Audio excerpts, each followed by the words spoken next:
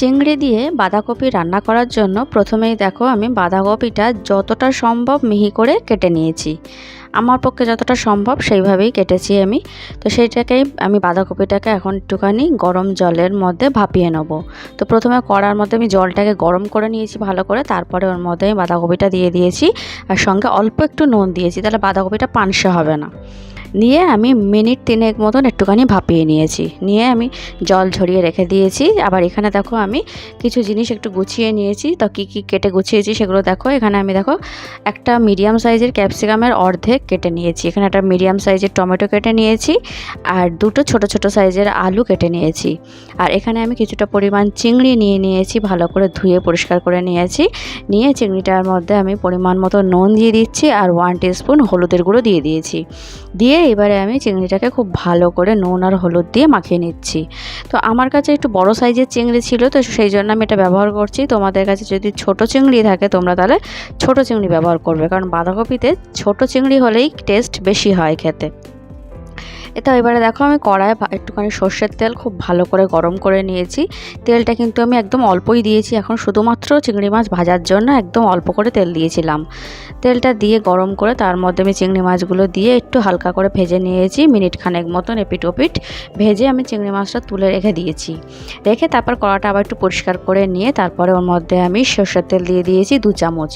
দিয়ে তারপরে ওর মধ্যে আমি গোটা জিরে, তেজপাতা আর শুকনো লঙ্কা ফোড়ন দিয়ে দিয়েছি। ফোড়নটা ভালো করে নাড়াচাড়া করে নিয়ে সুন্দর গন্ধ বেরিয়ে গেছে, তারপরে ওর মধ্যে আমি আলু যেটা কেটে রেখে দিয়েছিলাম আলুটা দিয়ে দিয়েছি।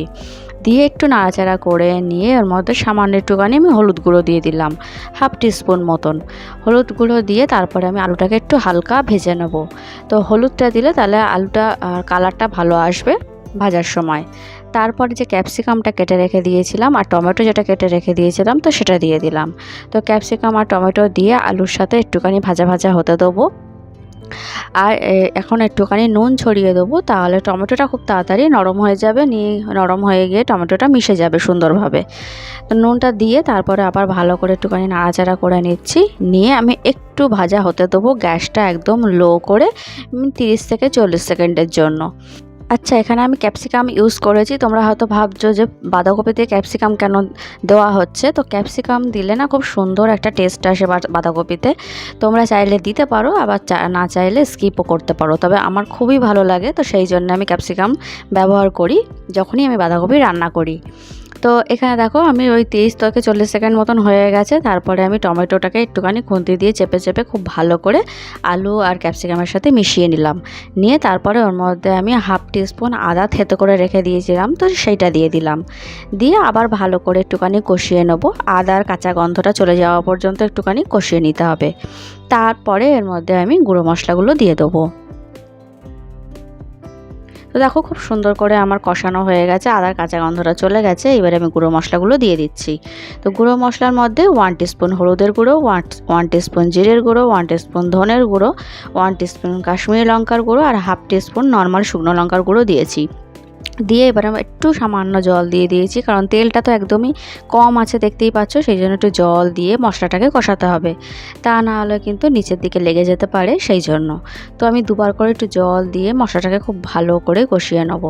তো দেখো কষাতে কষাতে আমার কিন্তু বেশ মশলাটা শুকিয়ে এসেছে আর সুন্দর কিন্তু সাইড দিয়ে তেল ছেড়ে দিয়েছে। তো মশলাটা কিন্তু আমার একদম কষানো রেডি। এইবারে আমি এর মধ্যে বাঁধাকপি যেটা ভাপিয়ে রেখে দিয়েছিলাম সেই বাঁধাকপিটা দিয়ে দিলাম।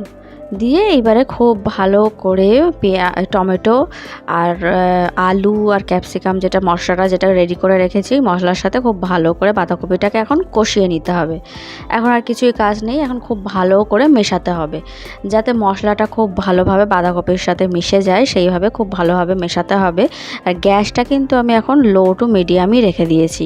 তো ভালো করে খুব সুন্দর করে নাড়াচাড়া করে নিয়েছি। নিয়ে এরপর মধ্যে আমি পরিমাণ মতো নুন দিয়ে দিচ্ছি। নুনটা আমার যতটুকু দরকার আমি এখন ততটুকুই দিচ্ছি। দিয়ে আবার ভালো করে একটুখানি নাড়াচাড়া করে নিচ্ছি। তো এটা কিন্তু এখনও অনেক মজবে, এখনও অনেকটাই বাকি আছে, তো এখন মজতে সময় লাগবে। তো সেই জন্য একটুখানি ঢাকা দিয়ে দিয়ে রান্নাটা করতে হবে। যেহেতু ভাপানো আছে সেই জন্য ঢাকা দেওয়া থাকলে কিছুক্ষণ তাহলে একটুখানি জল বেরিয়ে যাবে। তো দেখো আমি ঢাকা দিয়ে রেখেছিলাম মিনিট 2-1-এর জন্য, তারপর ঢাকা খুলে দেখো বেশ একটুখানি কিন্তু জল বেরিয়েছে।